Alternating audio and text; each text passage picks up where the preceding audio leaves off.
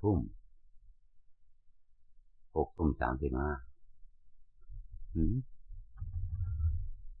ไม่ใช่อ่ะนั่นไม่ใช่อันนี้ใช่6:35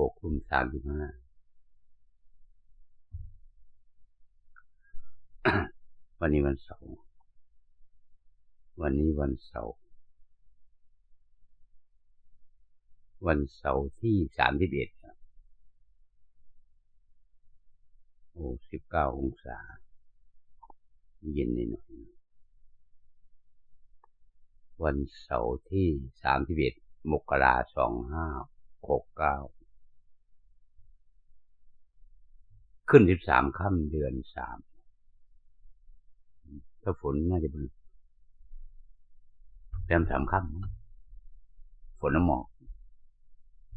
ยิ่งหนักภาคใต้จะเลยจากภาคใต้ลงไปประมาณสัก500เลยจากนราธิวาสไปประมาณสัก500 กิโลยังมีฝนอยู่อินโดนีเซียท่วมเว้นวัน2 วันแต่ท่วมคนละจังหวัดนะเลื่อนแถวนั้นน้ำแรงฝนแรงประเทศลาวก็แผ่นดินยุบลงไปหาอุโมงค์ที่เขาเจาะเอาปุ๋ยธรรมชาติส่วนอยู่เวียงจันทร์คงลึกเขาเจาะลึกลงบ้านทั้งหลังนาทั้งผืนลงความมันหลุมลึกจบไปอุโมงค์ขุดเอาดินธรรมชาติที่มันเป็นปุ๋ยวันนี้บทที่274พูดเรื่องความเชื่อถ้าเชื่อถูกทำก็ได้ผลที่เราพึงประสงค์ถ้าเชื่อผิดทำมันก็ติดลบเลยทีนี้ทั้งบาปทั้งเสียหายอย่างเราเชื่อเขาหลอกลวงเก็มมือคอเซ็นเตอร์แครูโซยังเชื่อผิดทำคือไงคือเชื่อโกหกเชื่อหลอกลวงไอ้หลอกลวงมันไม่โกหกนะมันบอกไอ้โกหกนี่ต่างหากไอ้หลอกลวงนี่ต่างหากได้มันจะบอกว่าไม่ได้มันจะบอกว่าได้แชร์ลูกโซ่รวมทุนปันผลไปเข้าสมาชิกอะไรจะเป็นพนันออนไลน์หลอกลวงแล้วเนี่ยคาสิโน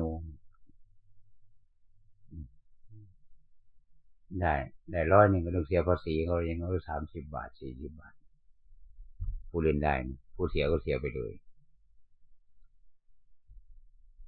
จากการพนันบอลคาสิโนถ้าบอลมีกับตัวก็น่าจะเป็นทางออนไลน์โดนทุ่มทางออนไลน์เช่นเราโอนเงินไปลงทุนปันผลอะไรทำนองนี้ก็ปันผลได้ยังพอเข้าไปเยอะเขามีบัญชีนี้เลยคือคนจะเชื่อโกหกนะการหลอกต้นตัวที่หลอกลวงมันจะเป็นวาทกรรมภาษากลางเขาเรียกว่าขายฝันขายไงถ้าฉันได้เป็นสสพรรคฉันได้เป็นรัฐบาลฉันจะทำโน่นทำนี่พอได้เป็นแล้วทำไม่ได้เพราะงบไม่มีอย่างนี้นะมันจะแจกเงินคนจะออกเงินเดือนให้คนนั้นคนนี้จะช่วยนั่นนี่ว่าไปแหละแต่เงินไม่มีหรอกพูดโดยตรงแล้วทำไม่ได้ด้วยเพราะเรามันไม่มีงบตัวนั้นไงงบมันมีแต่มันไม่พอแล้วจะแจกคนละ1,000อย่างเงี้ย ค่าของชีพเราก็ได้แจก101ต่อเดือนนี้ได้อยู่แต่ว่าจะขึ้นเงินเดือนในคนแก่คนนั้นคนนี้อะไรก็ว่าไปเนาะก็เรียกขายฝันคือคุณเร็วไรแต่ฉันจะเป็นรัฐบาลนะฉันจะให้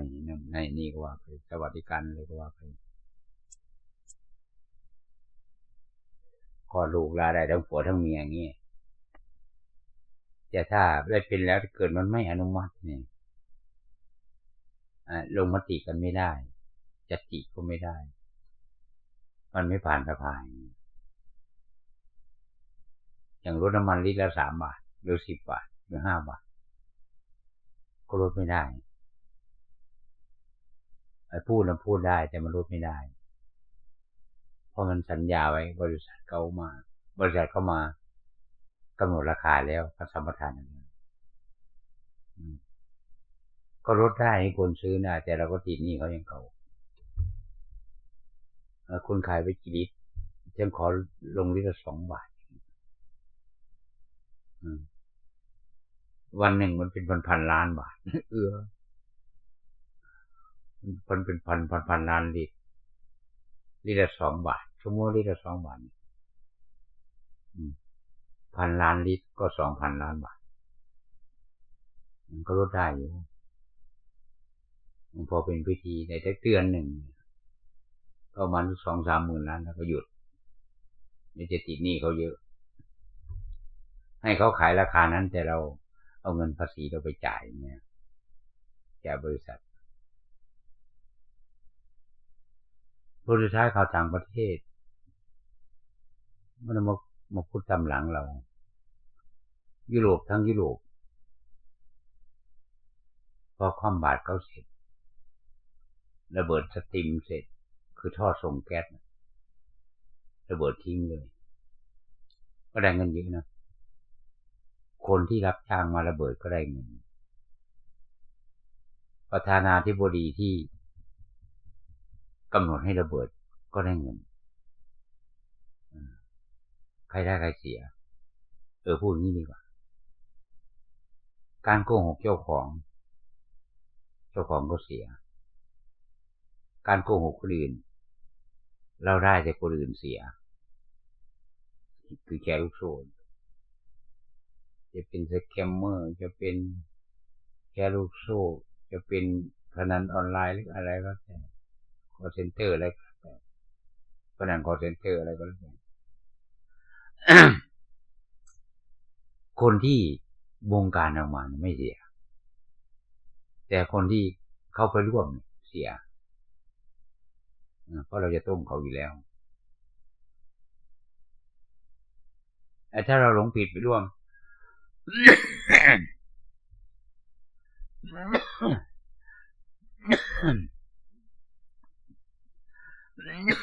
แปลว่าเราเชื่อโกหกเชื่อหลอกลวงโกหกมันก็พูดไม่ตรงความจริงแต่หลอกลวงเนี่ยพูดตรงกับความจริงนะได้กำไรเยอะคุณไม่เสีย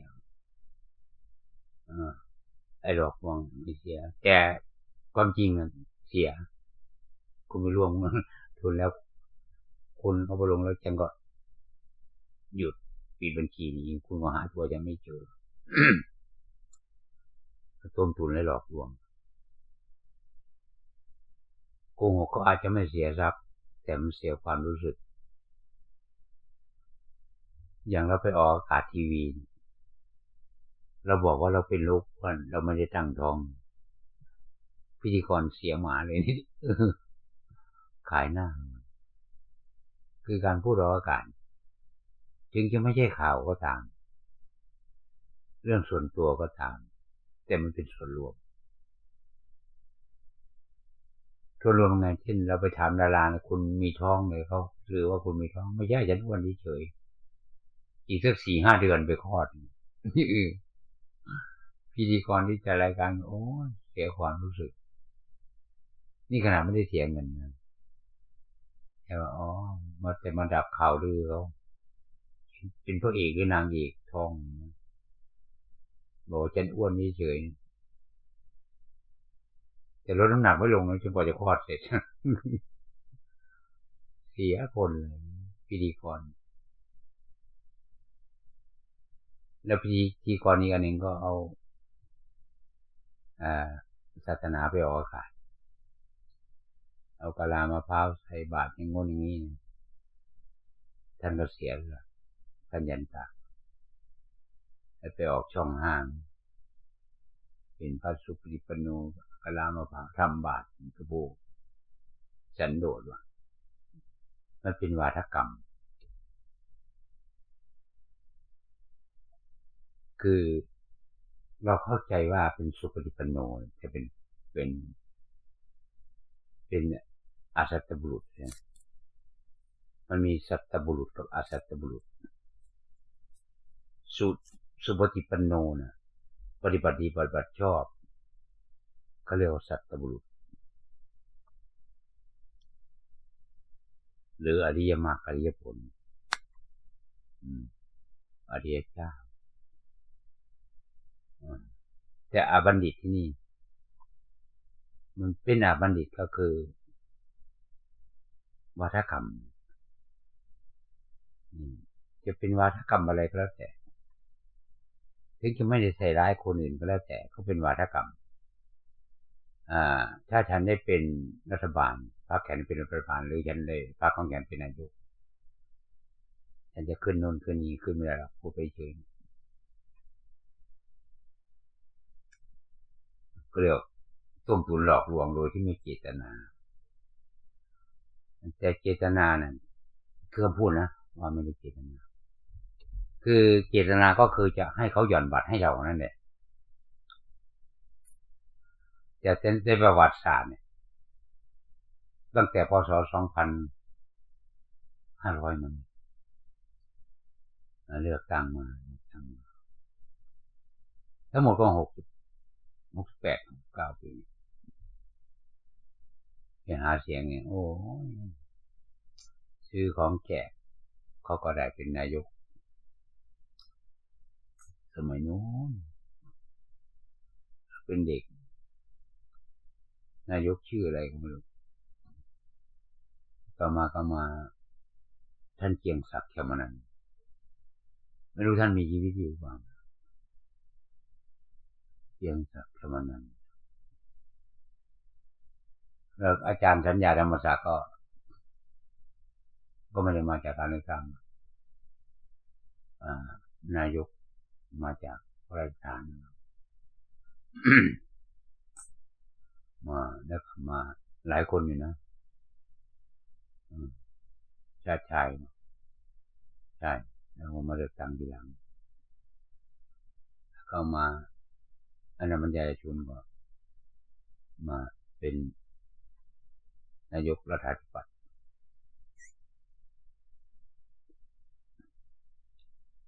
ที่มารักษาการแทนนายกที่มาจากการเลือกตั้ง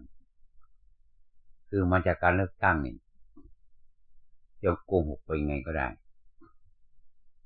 แต่ทำไม่ได้ถ้าเป็นประธานาธิบดีมหาอำนาจโลกทำไงยิ่งแรงเงินจะไปปล้นน้ำมันเขาบอกไปจับยาเสพติดจะตั้งฐานทัพมาคันหน้าเขาจะข่มขู่เขาว่าเรามีฐานทัพนั้นใครอยากมาขวางฉันไม่ได้เจ้าเกาะกินแรนอย่างเงี้ยโอ้เกาะกินแรนก็มันใหญ่เหมือนกันนะไม่ใช่น้อยนะเอาแผ่นดินรวมกันเข้าไปพม่าลาวเขมรไทยมาลีรวมกันก็หลายตารางกิโลเมตรจำเป็นเกาะน้ำแข็งแต่ก็ตั้งฐานทัพไม่ได้ใต้ดินก็มีแร่หลายแร่นะแร่หายากแร่มันแพงมีแร่น้ำมันนั้นแก๊สใต้ดินจะไปยึดของเขาว่าจะครองเป็นเจ้ามหาอำนาจแต่ยึดมันก็ยึดได้หรอกแต่นี้กฎหมายโลกมีกฎหมายโลกกฎหมายธรรมก็เรียกว่าศีล ศีลทางโลกก็คือกฎหมายในประเทศกฎหมายระหว่างประเทศนี้กับประเทศนั้นก็เรียกว่าระหว่างประเทศในประเทศก็คือในประเทศระหว่างประเทศก็คือนอกจากประเทศเราจะไปยึดของเขาจะไปใส่ร้ายป้ายสีเขาว่าเราจะเอามีด้วยความชอบธรรมไม่ให้ฉันจะซื้อเอาตีราคาไปนั้นมันประเมินราคาไม่ได้หรอกที่ดินที่จะไปซื้อเป็นประเทศมันไม่มีสิทธิ์ที่จะขายคนซื้อมีสิทธิ์ซื้อแต่คนขายไม่มีสิทธิ์ขายเพราะว่าเป็นทรัพย์สมบัติของชาตินั้นแต่เซ็นให้กันเฉยๆก็คือผู้นำที่มีการลบราค่าฟันกันเลยอยากได้ของเขาเนี่ยอยากยึดเอาของเขาก็เหมือนกับพระนี่จะยึดเอาอรหันต์กับพุทธเจ้าทั้งโลกก็อาจจะยึดได้นะแต่ทางธรรมเขาเรียกว่าอริยทรัพย์เนี่ยมันยึดไม่ได้อย่างมิจฉาทิฏฐิจะเปลี่ยนเป็นสัมมาทิฏฐิได้ความเห็นชอบความเห็นผิดไม่ถ้าไม่ละมันก็ผิดอยู่นั้นแต่มันมีโทษนะความเห็นผิดมันมีโทษมันเป็นสารตั้งต้นเลยนะไม่ว่าจะศีลไม่ว่าจะทานไม่ว่าจะรักษาศีลไม่ว่าจะภาวนาคล้ายๆว่าถ้าเป็นปลูกพืชก็คือดินนั่นแหละสมาธิดินสร้างบ้านใส่ปลูกต้นไม้ใส่ปลูกข้าวใส่แล้วก็ทำเขื่อนใส่น้ำมีแต่ธาตุดินเป็นภาชนะรองรับแต่นี้ถ้าเป็นลมมันก็ไม่ได้นะเอาธาตุลมมาเป็นอ่างเก็บน้ำก็ไม่ได้มาปลูกข้าวก็ไม่ได้ปลูกกลางอากาศอะพูดง่ายอภิธรรมก็คล้ายๆกันอภิธรรมมันไม่เกี่ยวกับธาตุสี่ดินน้ำลมไฟลมปากแล้วก็ลมก็ธาตุลมเสียงก็ธาตุลมเสียงอย่างสมมติว่าลำโพงเนี่ยมันต้องขยับให้ลมมันกระแทกแล้วมันจะมีเสียงออกมาลมกระแทกธาตุดินตัวลำโพงคือธาตุดินตัวไฟเข้าไปมันกระเพื่อให้มันเป็นเสียงออกมาก็เหมือนกับลิ้นเนี่ยลิ้นปี่ของแคนลิ้นปี่ของแตรลิ้นปี่ของขุยมันจะมีลิ้นของมันอย่างมันจะมีลิ้นมันก็จะมีเสียงมีลิ้นหรือมีโพรงแยกเสียงอันนี้มันธาตุดินเป็นลิ้นธาตุดินแต่เสียงธาตุลมแต่ถ้ามีแต่ลมถ้าไม่มีธาตุดินมันก็ไม่มีเสียงเสียงก็ไม่ชัดอย่างคนไม่มีฟันเสียงเอ็กเซนนาสิกก็ไม่ออกมีแต่ริมฝีปากมีแต่เหงือกมันจะไม่ชัดเจนพยัญชนะจะไม่ค่อยชัดเจนทีนี้มันต้องครบองค์ประกอบและอยู่ลักษณะมีฟันก็ต้องให้เต็มปากถ้าฟันไม่มีอย่างเราเนี่ยเสียงชอช้างรอเรือนี่มันจะหายไปเลยมันจะเป็นรัวๆเลยเป็นเหมือนคนพูดไม่ชัดชอช้างก็ไม่ออกรอเรือก็ไม่ออกชอชิงอะไรก็ไม่ออก คือมันเป็นองค์ประกอบเครื่องอาศัยซึ่งกันและกันให้มันเป็นเสียงมันเสียงคือมันไปจากธาตุสี่ดินน้ำลมไฟเป็นสารทั้งต้นทุกอย่างในโลกนี้ไม่ว่าจะเครื่องบินไม่ว่าจะมือถือไม่ว่าจะดาวเทียมมันก็มีองค์ประกอบคือแร่ต่างๆแร่เหล็กแร่อะไรก็ที่มาทำองค์ประกอบเป็นมือถือเป็นดาวเทียมเป็นเครื่องส่งเครื่องรับอะไรนี้สัญญาณมันก็มีสนามแม่เหล็กของมันรับขึ้นดิจิตอลไล่สายขึ้นดาวเทียมอะไรขึ้นวิทยุโทรทัศน์โทรศัพท์ เครื่องที่ส่งให้รับก็เป็นธาตุดินธาตุลมกับธาตุไฟแล้วก็สนามแม่เหล็กกระแสเขาเรียกว่าสนามแม่เหล็กกระแสคลื่นวิทยุคลื่นเสียงที่มันจะไปทางอากาศแล้วไปเข้าเครื่องวิทยุเข้าเครื่องโทรทัศน์เข้าเครื่องโทรศัพท์ก็เรียกว่าองค์ประกอบจะเป็นรากให้ทรัพย์ได้เงินได้ทองอะไรมาเยอะค่าแรงขายกันไปก็เรียกว่าทรัพย์เอกลาภสรรเสริญนินทาได้ลาภมาเสื่อมลาภได้เงินมาเป็น4-5 แสนมาจ่าย7 แสนติดลบได้ลาภเสื่อมลาภได้มาแล้วหมดไปก็เสื่อมได้สรรเสริญมาครับเขาไม่สรรเสริญเขานินทาทั้งนินทาทั้งสรรเสริญก็เรียกว่าพวกกระทำแปดนินทาสรรเสริญลาภก็ทรัพย์ภายนอกที่ได้มาด้วยความชอบธรรมถ้าไม่ชอบธรรมเขาเรียกว่าลาภที่สุจริตลาภไม่สุจริตอย่างโกงเข้ามาเขาเรียกว่าได้มาจริงสมบัติแต่มันเป็นทุกขลาภมันมีโทษแต่ไม่มีใครแจ้งจับเรียกเขาคุกเข้าตารางก็ตายแล้วก็ไปตกนรกอย่างนี้นะจะไม่สูญหายวิบากกรรมไม่ใช่ของสูญหายอย่างโสดาผลเนี่ยที่อยู่ดาวดึงโสดามรรคก็ไปอยู่ลูกประเทศอย่างเงี้ย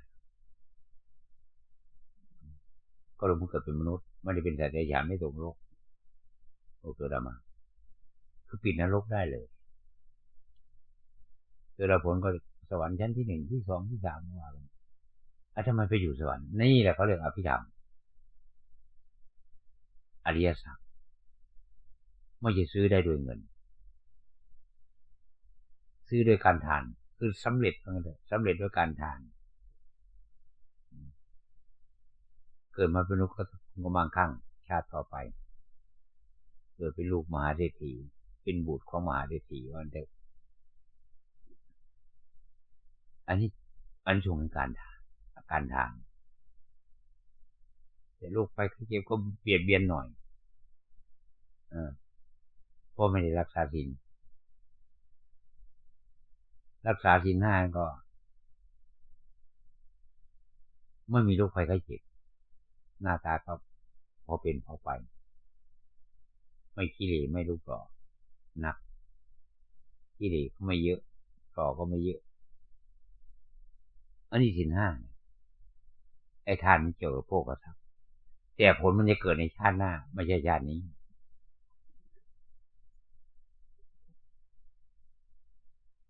อย่างเป็นมโหสถ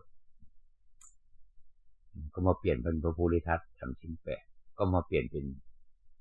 ต่อมาก็มาเป็นพระเวสสันดรก็ต่อมาก็เป็นพระศรีอรหันต์คือไม่ใช่ชาตินี้ไอ้ผลของบุญถ้าสมมติรักษาศีล 8เราไม่ได้บรรลุธรรมเป็นสกิทาคาอนาคา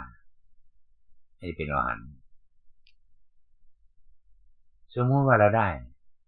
สกิทาคามา เราก็เกิดอยู่ชั้นผมสกิทาคามะก็อยู่ดุสิตคือชาติที่แล้วถ้าไปอยู่ดุสิตนี่สกิทาคามะถ้ามาเกิดอีกถ้าได้บวชกับพุทธเจ้าพระอรหันต์ก็ไม่น่าจะเกิน7 ปีที่สกิทาคามะไม่น่าจะเกิน7 ปี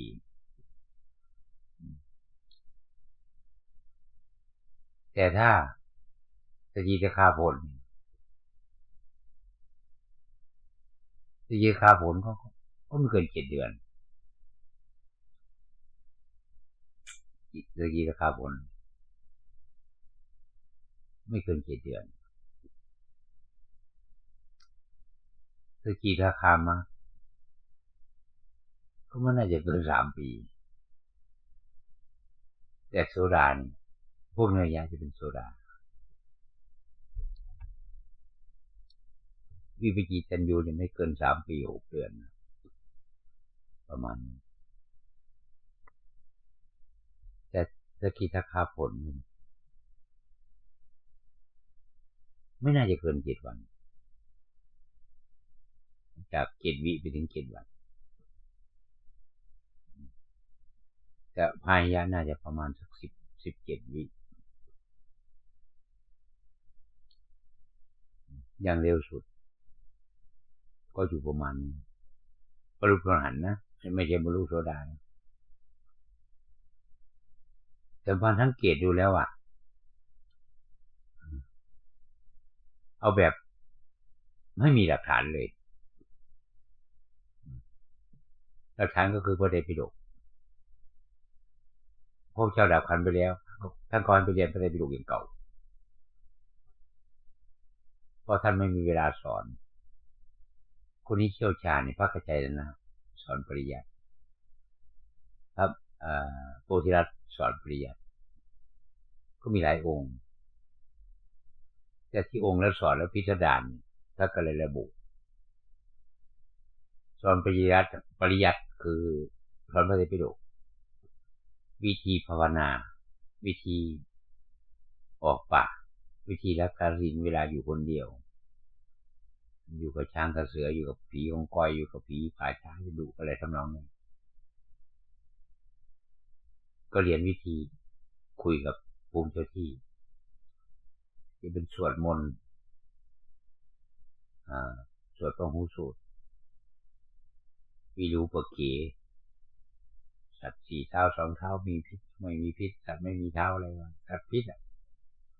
สัตว์ใหญ่ที่ไม่มีพิษจะมีเขี้ยวมีเล็บอย่างหมีอย่างเสืออย่างนี้ก็มีเขี้ยวคือ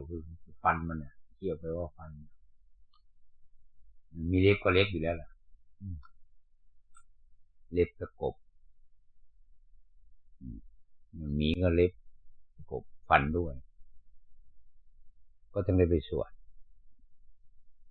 อสรพิกวิรูปเกอะไร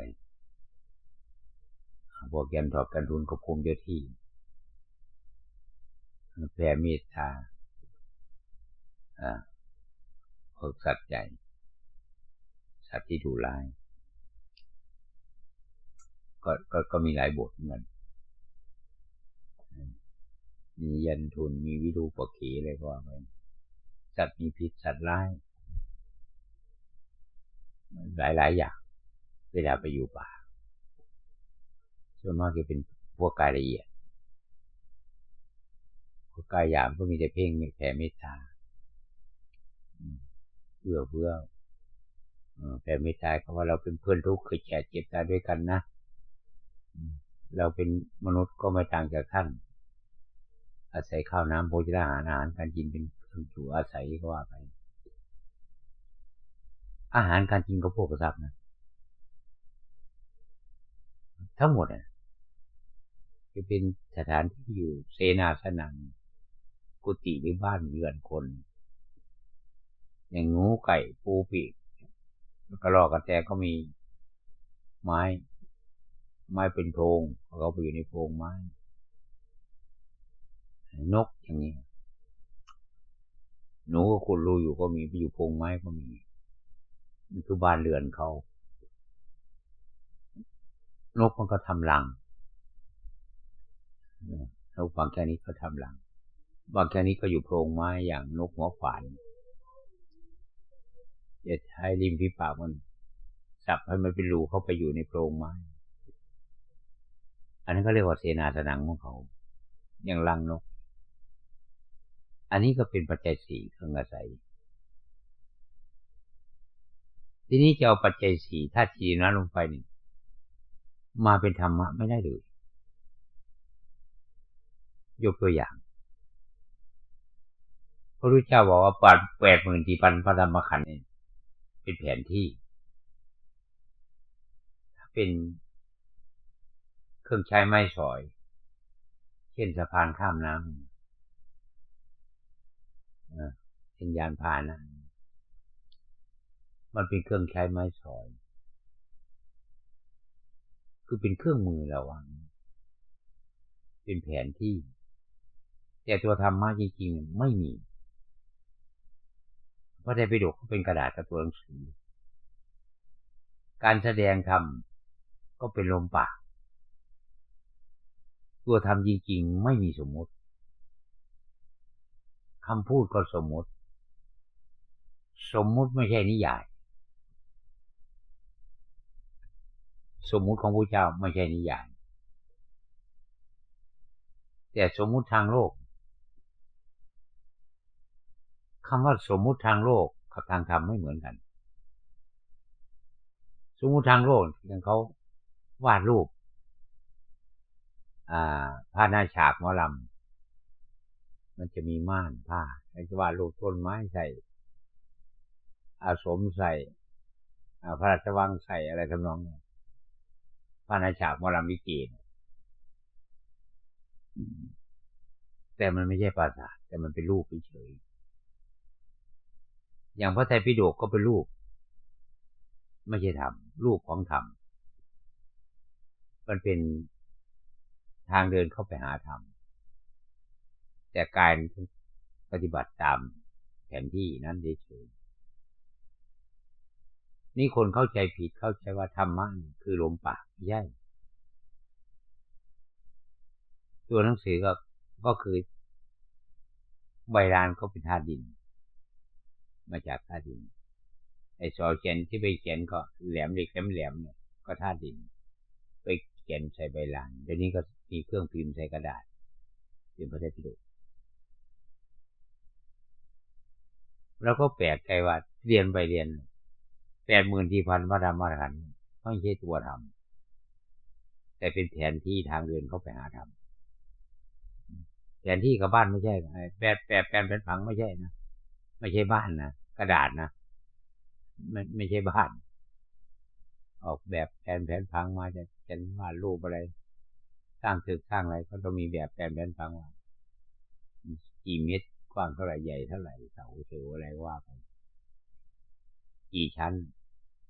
จะฝังท่อประปาหรือฝังสายไฟไว้ในเสาหรือมันก็เรียกแบบแผนผังแต่ไม่ใช่เสาทำตามแบบมันจะทีนี้การแสดงธรรมของพระเจ้า84,000 ท่านบอกไม่ใช่ตัวธรรม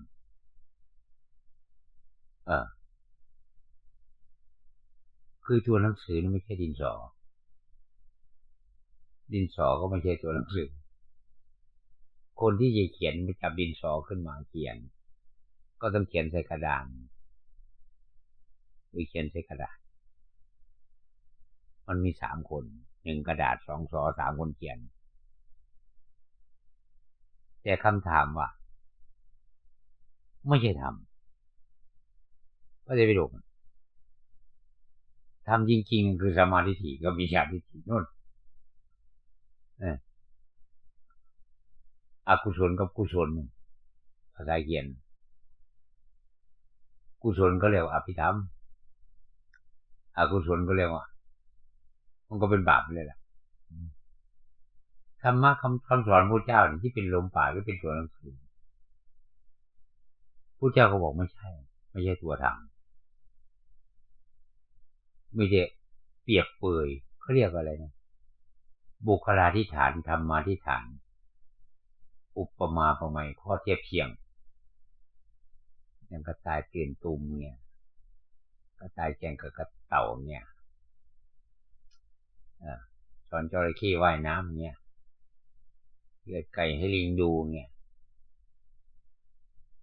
เอามะพร้าวไปขายสวนนี่เนี่ยตีเหล็กสนาช่างเนี่ยมันเป็นคำเปรียบเปยเพราะตัวธรรมจริงๆไม่มีแม้กระทั่งเสียงไม่มีแม้กระทั่งตัวหนังสือไม่มีแม้กระทั่งตัวตนคำว่าตัวตนเนี่ยท่านเรียกธรรมาทั้งกุศลธรรมากับอกุศลธรรมาไม่มีตัวตน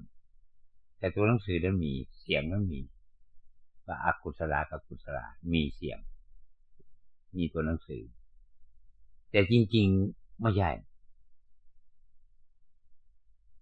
ตัวธรรมจริงๆคือถูกกับผิด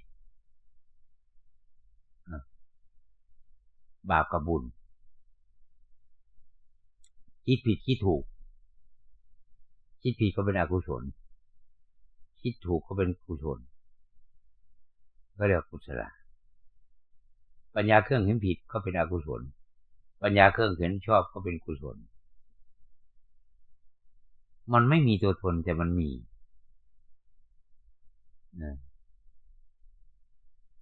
อย่างโสดามาถึงอรหัตผล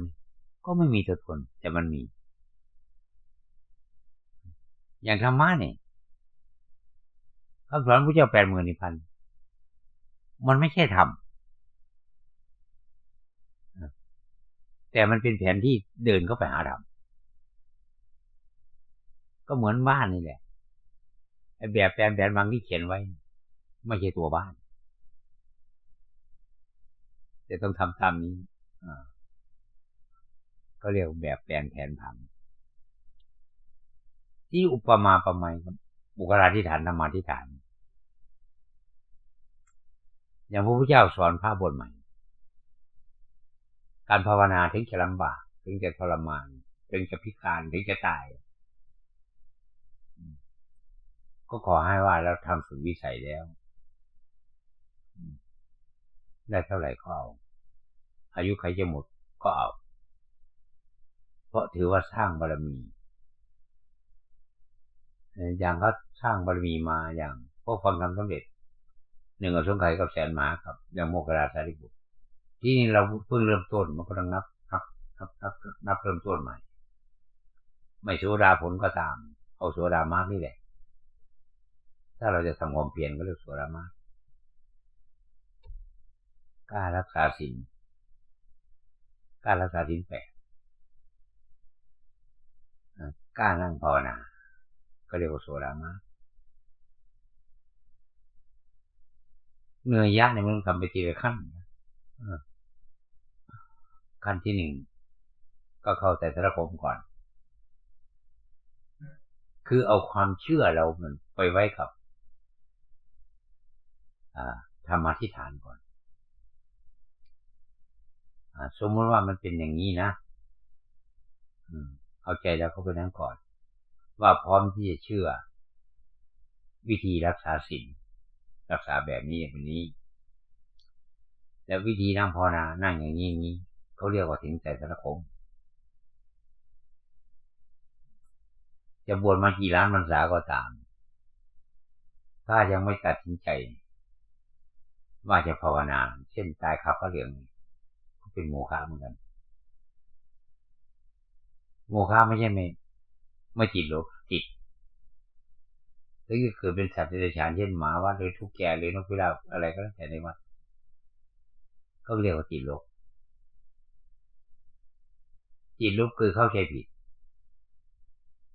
เข้าใจว่าโลกธรรม8ที่เป็นเราเช่นได้พัดยศเรียนจบพระไตรปิฎกมันก็เป็นเงาเฉยเป็นเงาของธรรม แต่ไม่ใช่ธรรมผู้ที่จะครองธรรมจริงๆคือใจที่บริสุทธิ์จากโลกธรรมแปดเห็นโลกธรรมแปด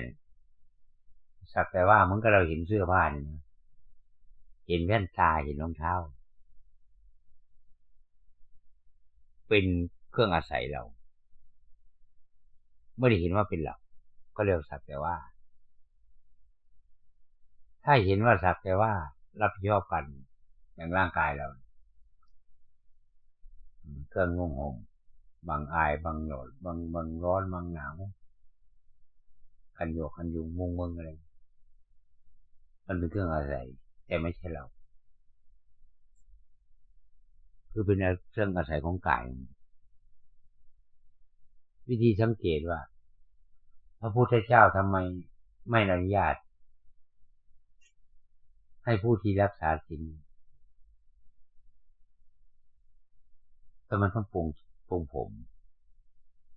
ทำไมต้องตัดหนวดตัดเข่าทำไมโกนคิ้วไอ้ที่โกนคิ้วนะพุทธเจ้าไม่ระบุไว้แต่ไม่มีใครไว้ก็เหมือนกันหมดคนที่ไม่มีคิ้วคนที่มีคิ้วก็โกนแขนก็ไม่มีเหมือนกันให้กำลังใจกันก็เรียกว่าเสมอภาคพุทธเจ้าก็ปรงผมทำไมต้องปรงผมเพราะมันเป็นธรรมชาติทำให้เหมือนกันเช่นพระกาสาวพัสเครื่องแต่งกายเนี่ยเหมือนกันไม่ให้เล็กไม่ให้ใหญ่เกินไปให้มันพอดีก็ไม่มีอาบัติแต่ถ้าพระสุคตพระศาสดาเอกเราท่านใส่จีวรกว้างกว่าพระธรรมดาถ้าใครไปทำเทียบเท่าพระเจ้าก็ว่าตีตัวเสมอไอ้ตรงที่ไม่เหมือนเครื่องแต่งกายก็ไม่เหมือนขนาดของผ้าจีวรทั้งขาจะไม่เหมือน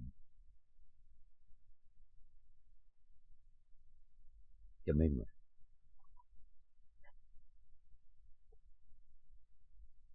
จีวรปืนใหญ่ได้ทั้งขาก็เท่ากันอันนี้ความเสมอแต่จีวรของพระเจ้าถึงตะตุ่มเลยนะพระศาสดาตุ่มมองห่างจากฝ่าเท้าขึ้นมาแค่ฝ่ามือเดียวผ้าที่พระเจ้านุ่งจีวรแต่ของพระนี่สองฝ่ามือ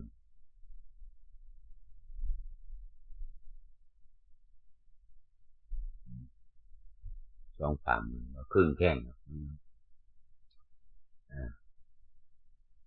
สรุปแล้วก็คือบางอย่างก็ไม่เท่ากันแต่ละเอกพระต้องเล็กกว่าของพุทธเจ้าหมายถึงจีวรเล็กกว่าคือตื้นกว่ามันเถอะแต่เลยหัวเขาลงไปครึ่งจากตาตุ่มขึ้นมาเลยไปครึ่งทั้งสบงอะไรทั้งนั้นแต่จีวรพระเจ้าใหญ่กว่าเพราะว่าไม่ให้เหมือนกันคือหัวหน้าเรามีพิเศษแค่นั้นของพุทธเจ้ามาในเครื่องแต่งกายแต่พอจีวรแล้วทีนี้ที่นั่งก็ต้องนั่งอยู่ตรงนั้นพระวัตรองค์สององค์สามก็นั่งธรรมดาองค์ที่สองก็นั่งอยู่ที่นั่นองค์นั้นไปเที่ยวก็องค์นั้นองค์ที่สองก็นั่งตรงนั้นมันเป็นแก่ลักษณะมันไม่ใช่เสมอภาพพาราดอนภาพอะไรไม่ใช่คือตำแหน่งพระราชาพระราชอาณเขาเรียกเก้าอี้ที่นั่งของพระราชาแล้วมีโยมหัวใสคนหนึ่งเป็นคนทำความสะอาดที่นั่งที่เสด็จนั่งตรงนั้นตรงนี้เป็นเก้าอี้อะไร ของพระองค์ตัวพระองค์เหมือนกับพระเจ้าวาดท่านไปใส่ไปใช้ด้วยก็บัตรทุกคนพระราชาก็เหมือนกันทำความสะอาดเก้าอี้ลองไปขึ้นนั่งดูมันนิ่มไหมนะนั่งดูนึกว่ามันจะไม่เป็นอะไรทำความสะอาดแล้วนั่งท่านนั่งท่านนั่งยังไงมันนิ่มไม่น้อยเลยนั่งขี้กาบขึ้นเต็มเลยของพระราชาคนเนี่ยทำความสะอาดเก้าอี้ทำแล้วนั่งคือจะเจตนาไม่เจตนาก็ทำที่ตัวเสมออย่าว่าแต่ชู3 นิ้วอย่าว่าแต่ไม่ยืนเคารพธงชาติรู้ไหมว่าเคารพธงชาติทำไมต้องเคารพคือเราอุปโลกขึ้นมาให้เป็นของสักการะของเคารพบูชาในธงชาติจะมีไม่ใช่มีแต่ผ้าอย่างเดียวไม่ใช่มีแต่สีอย่างเดียวคืออุปโลกขึ้นมาให้เป็นว่าสีน้ำเงินสำหรับอันนั้นสีแดงอันนั้นสีขาวนี่เป็นสีของสักการะเป็นของสูงเอาสีนั้นแทนชาติสีนั้นแทนศาสนาสีนี้แทนประมุขของชาติอยู่ในธงชาติร้องเพลงสรรเสริญคุณที่มีชาติมีศาสนามีพระมหากษัตริย์ไม่ใช่เอามือไขว้หลังไปฟังอันนั้นวิปลาสก็เรียกทิฏฐิวิบัติคือกฎเมื่อได้ตั้งขึ้นแล้วสมมุติว่าจะให้ทำยังไงก็ต้องทำอย่างนั้นเช่นกราบครูบาอาจารย์กราบอุปชฌาย์กราบอาวุโสพันเตกราบเจ้าวาดมันเป็นกฎที่สร้างขึ้นมันเป็นสมมุติก็จริงแต่เราต้องทำตามสมมุติถ้าทิฏฐิวิบัติมันจะไม่ตามสมมุติความคิดหมอทำได้ไหมเมียฉันมันบ่นว่ามันตั้งครรภ์มันจะให้หมอผ่าตัดเอามดลูกมาไว้กับฉันผัวบอกก็เอามาหมอทำได้แต่มันไม่ได้ย้ายมดลูกมาไว้กับผู้ชายนั้นได้แต่ตั้งครรภ์ไม่ได้มันไม่ธรรมชาติของมันคือสงสารเมียตั้งท้องแล้วคลอดลูกปางตายก็จะคลอดได้เมียก็หัวใสแต่แน่จริงเปลี่ยนกันตั้งครรภ์ให้กันไหมหมอก็ทำไม่ได้ผ่าตัดมดลูกผู้หญิงมาไว้กับผัวได้แต่มันตั้งครรภ์ไม่ได้มันเสี่ยงว่ะเสี่ยงยังไงฉันมีเงินว่ะฉันจะให้ผ่าตัดคือผ่าตัดมันไม่เกิดมันไม่เข้ากัน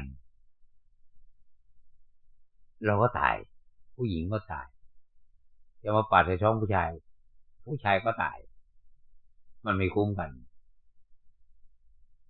เขาเรียกว่าอาชินไตยไม่เกิดประโยชน์แล้วเสียทิ้งเฉยๆอันนี้เขาเรียกวิบัติทิฏฐิไม่เคารพธงชาติให้เป็นพลดรภาพเสมอภาคจะให้เสมอกันหมดมันไม่ใช่มันมีตำแหน่งและหน้าที่ภารกิจจะไปก้าวก่ายกันไม่ได้อย่างเช่นเซ็นอนุมัติต่างประเทศหรือในประเทศงานใหญ่ๆผู้รักษาการนายกจึงเซ็นไม่ได้เลยเพราะไม่ใช่นายกเช่นจะซื้อของต่างชาติราคาแพงๆจะเป็นรถถังเครื่องบินรบที่ไม่ใช่นายกที่ไม่ใช่นายกเต็มองค์คือเป็นรักษาการ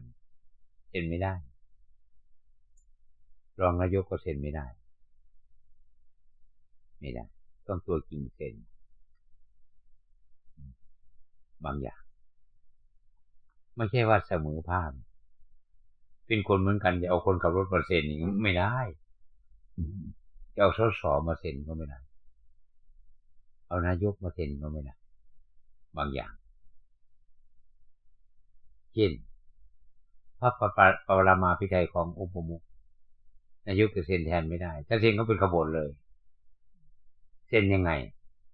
อย่าง MOU นี่ไปเซ็นให้เราเสียเขาเพราะอย่างนั้นไปทำสัญญาเขา1 ต่อ 2 แสนเราเสียที่ไปเท่าไหร่อันนี้มาจากการเลือกตั้งเขาเอาเงินฟาดหัวอะไรนี่ขอให้คุณออกกฎหมายนี้ให้ฉันก็รวยก็ฮิตทำ MOU ไปโฆษณาขายว่าของอยู่ใต้ดินอ่าวไทยได้เยอะว่ะอันนี้ทั้งข้างบนบอกว่ามีเขาบริหารมีประสาทต่างๆก็ได้เงินเขาเซ็นแต่ทีนี้ไม่ได้ผ่านสภาไม่ได้ผ่านองค์ประมุขถ้าเขามายึดเอาตามลายเซ็นเราเนี่ยมันเป็นขบฏนะทำผิดกฎหมายซะเองก็คือนายกกับสสประธานาธิบดีกับรัฐมนตรีคนอื่นจะไปโกงมาได้โกงเงินเนี่ยคอร์รัปชันข้อราชบังหลวงโกงเงินขังเงินเป็นก้อนหลักล้านขึ้นไปตั้งแต่1 ล้านบาทขึ้นไปคนนั้นต้องมีตำแหน่งไม่ว่าจะเป็นอบจ.อบต.แล้วแต่ที่คุมเงินในบัญชีไม่ว่าสสไม่ว่ารัฐมนตรีไม่ว่านายกไม่ว่าประธานาธิบดีคนอื่นจะไปโกงไม่ได้โกงเงินภาษีเราไม่ได้อาชีพสถานไม่ใช่กฎหมายกับอาชีพสถานกฎหมายของผู้บริหาร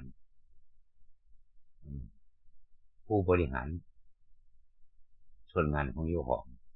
ตามตำแหน่งหน้าที่เราไม่มีหน้าที่ที่ไปเซ็นสัญญาหรือทำ MOU ข้อตกลงอะไรจะเป็น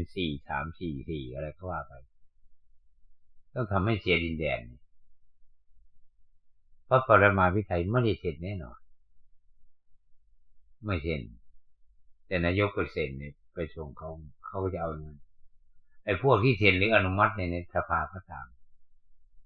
กบฏเลยก็เหมือนกับพระต้องนันนี้คำสมมติอุตริก็ขาดแต่คนพิสูจน์ฆ่ามนุษย์อย่างเงี้ยนอนกับมนุษย์อย่างเงี้ยร่วมเพศเนี่ยมันขาดเป็นปริยายไม่มีติดคุกไม่มีติดตารางแต่มันมีนรกพูดง่ายทำสำเร็จแล้วก็คือสำเร็จคือเราสมมติเป็นสิ่งขึ้นมามันเป็นสมมติไม่ใช่เราเอาไม้ยิ้วเอาฝานให้เป็นรูปดาบแล้วทาสีขาวให้มันเป็นดาบมะลำนะอันนั้นก็เป็นสมมติฐานทีเนี้ยอันนี้จะให้ชื่อว่าอะไร3 ง่ามก็ว่าหอก3 ง่ามหอกง่ามเดียวก็บอกหอกง่ามเดียวหอกเดียวก็ว่าหอกง้าวอย่างเงี้ยดาบที่อยู่บนหลังช้างเรียกง้าวก็ทวนมาเทือนแล้วดาบที่มีด้ามยาวๆขี่คอช้างก็ฟันกันนักรบฟันกันสมัยก่อนคือใส่ชื่ออันนี้กลมๆว่าจำพริกใส่ชื่อว่าไงเนาะชื่อว่าสากแต่ที่รวมเขาเรียกอะไรแต่ชื่อว่าโคกสมมุติว่าเป็นโคกไม่เรียกชื่อโคกอย่างพระอาทิตย์ก็ทุริยะภาษาบาลีทุริยะปราคาก็เงามันมาบังเงากันมาบังคือสมมุติว่ามันเป็นอย่างนั้นอย่างกลางวันก็สมมติว่ามันชื่อกลางวันนะจะมีแสงตะวันหนึ่งกลางคืนนี่หมายความว่าแสงตะวันมันไม่มีบางมันไม่ใช่แสงดาวแสงเดือนก็ว่าไปส่วนวันชื่อนี้เรียกคือ สมมุติขึ้นมาแล้วสมมุติอันนี้ขึ้นมาแล้วให้มันชื่อว่างี้แต่นี้เมื่อสถาปนาขึ้นมาสมมุติว่าเจ้าเมืองเจ้าแผ่นดินเราเป็นสมเด็จพระบรมเดชานุภาพเราก็ต้องให้เคารพเพราะเป็นสมมุติบัญญัติกฎสถาปนาขึ้นมาเรียกอุปโลกทีนี้อุปโลกกฐินก็เหมือนกันเพราะนั้นมันเป็นผ้าของกฐินอย่างนี้ถ้าเป็นกฐินอานิสงส์เยอะๆทั้งญาติผู้ใหญ่เราตายไปอยู่ในโลกภูมิวิถีง่ายก็หลุดขึ้นมาเลยว่างั้นเถอะแต่กฐินบวชที่นี่ไม่ขึ้นนะพี่เนี่ยถ้าไม่ครบองค์ไปรับอย่างเงี้ยถ้าไม่ถูกกิจลักษณะก็เป็นกฐินบวชกฐินเน่าไปแจกคือสมมุตินั่นคลังธรรมสมมติว่านี้เป็นพระนะสมมตินี้เป็นเนนนะกาพระนะอันนี้เป็นพระด้วยกันแต่องค์นี้บวชก่อนนะต้องสักการะเคารพอย่าดูหมิ่นอย่ายกตนข่มอะไรทำนองนี้สมมุติให้เป็นกฎระเบียบเราจะไปก้าวไก่ไม่ได้อย่างไรเช่นในอำเภอนี่ผู้วันในกำนันไปเซ็นให้ก็ไม่ได้ผู้ว่าเขาเซ็นไม่ได้เพราะเป็นข้อเสนอจะผู้ว่าจะเสนอผู้ว่าไม่ได้ต้องให้นายอำเภอเขียนข้อเสนอเป็นหน้าที่ใครหน้าที่มันอย่างหน้าที่จะเป็นครูเป็นอาจารย์พระเจ้าก็มีลูกศิษย์ท่านก็เป็นอาจารย์องค์นี้ทำไมท่านไม่รับเป็นศิษย์เพราะองค์นี้ท่านปรารถนาเป็นลูกศิษย์พระโมคคัลลาสารีบุตรอย่างนี้นะในชาติปางก่อนก็ให้คนนี้สอนแทน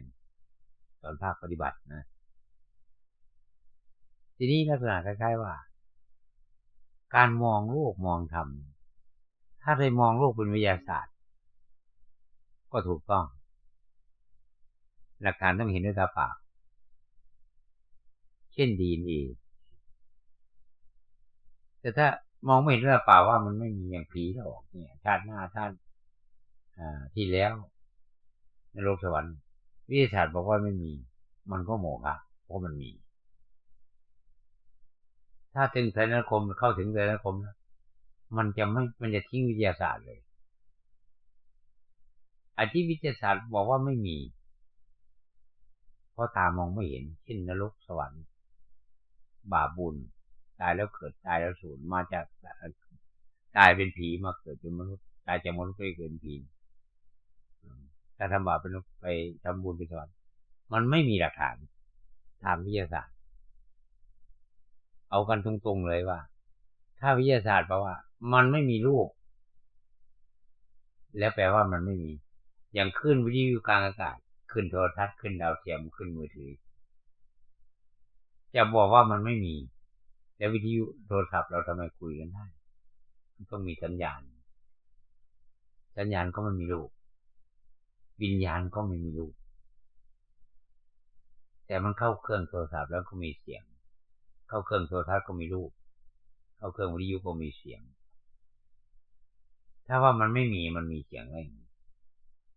เพราะสถานีมันส่งขึ้นมาให้ลิงก์กันได้คุยกันได้ติดต่อกันได้ไม่ใช่ไม่มีแต่วิญญาณนี่มันไม่ใช่ธาตุดินน้ำลมไฟเครื่องส่งกับเครื่องรับทำมาจากธาตุดินน้ำลมไฟแต่อภิธรรมไม่ใช่ความเห็นชอบก็อภิธรรมความเห็นผิดก็อกุศลพิธรรมเรียกอกุศลาความเข้าใจผิดความคิดผิดความไม่เจตนาอะไรก็แล้วแต่ถ้ามันเป็นผลลบมันก็เป็นอกุศลอยู่ดีอย่างรู้เท่าไม่ถึงการโดยไม่คิดว่าไม่เข้าใจว่ามันจะเป็นมันเป็น ยังไปเจต่ออยู่ในหญ้าเรามองไม่เห็นถ้าพูดแปลว่าปัจจุบันถ้ามองมีนะไม่เจถูกเพื่อซ้ำเติมไปอีกมันต้องเห็นว่าเจถูกมันไม่เห็นว่าเจของมันไม่ใช่คือที่เจถูกมันเห็นอะไรรู้ไหมนี่คือเห็นว่ามันเป็นหญ้านึกว่าไม่ใช่ตอเห็นว่าความประมาทนี่เป็นความถูกต้องประมาทอุบัติเหตุโดยที่ไม่เห็นต่อแล้วไปเตะหญ้าแล้วมันหญ้ามันบังต่อก็เลยไปโดนต่อมาจะเจตนาก็ตามเห็นไม่เห็นก็ตามมันก็สำเร็จตีต่อไปแล้วถึงได้ระวังการไปอยู่กับครูบาอาจารย์วางตัวยังไงอย่างตัวบอกอยู่รู้มันพาเข้ามามันตุ๊กตาพูดไงแต่ไม่ทักพูดไม่ได้มันเสียของโลกยังจะพูดอะไรกับเจ้าพระบาสัตว์ไม่ได้มันต้องพระบรมเดชานุญาตก่อนคุยกันก่อนท่านอนุญาตก่อนจะถามอะไรไว้ต้องมีโน้ตไปก่อนครูบาอาจารย์ก็เหมือนกันจะพูดสุ่มสี่สุ่มห้ามันเสี่ยวกันแล้วเพื่อนกันแล้วจะหายกันแล้วมันไม่ใช่ครูอาจารย์ถ้าสมมติว่าเราอยากจะรู้อะไรทุกอย่างก็กราบเรียนพระเจ้าหรือพระนนท์ท่านก็ตอบอันนี้ยังถึงเวลาอันนี้ยังไม่ถึงเวลาอันนี้ถึงเวลาแล้วทำอันนี้ทำอันนี้ท่านวางนี้ทำทั้งหลายทั้งปวงเป็นบุคลาจารย์กับธรรมาธิฐานข้อเปรียบเปยหมดเวลา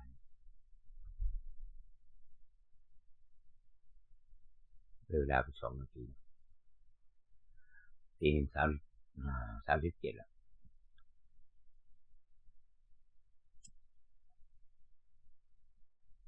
มันแค่ว่าถ้าการปฏิบัติธรรมกับรักษาศีลก็จะเอาบุญเอากุศลถ้าเราไม่เอานะลูกเราต้องเชื่อพระไตรปิฎก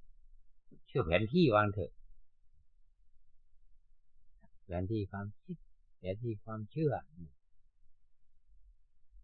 ไม่ใช่งมงายนะเชื่อแบบอุปโลกก็ไม่ได้สันนิษฐานก็ไม่ได้คาดเดาก็ไม่ได้เพราะของละเอียดมันจะมีซ่อนกันเนี่ยก่อนตายก็ซ่อนเนี่ยทั้งนรกทั้งสวรรค์เนี่ยก่อนตายมันจะอยู่ในใจแล้วใจแล้ว